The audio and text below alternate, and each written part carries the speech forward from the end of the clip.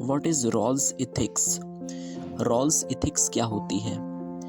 Rawls ethics means when are resources of a country distributed, there should be a veil of ignorance so that impartiality will occur, fairness and justice will apply for all the citizens.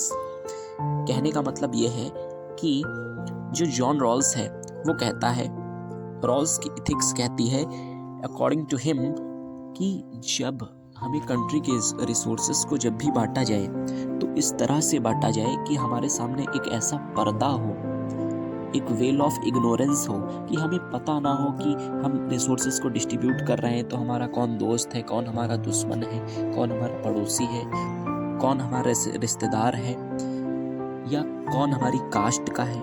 क्योंकि अगर ये सब पता होगा हमको तो क्या होगा, हम बायस्ड हो जाएंगे और अच्छे से जो रिसोर्सेज हैं कंट्री के उनका डिस्ट्रीब्यूशन नहीं हो पाएगा।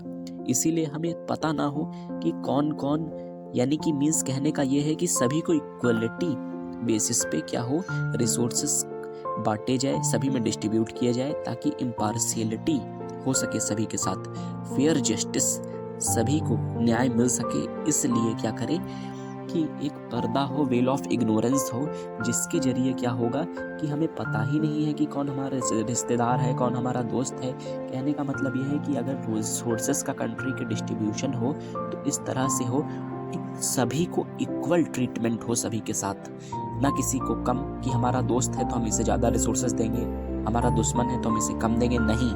इक्वलिटी बेसिस पे कंट्री के सभी रिसोर्सेस का डिस्ट्रीब्यूशन होना चाहिए, यही कहती है रॉल्स की इथिक्स।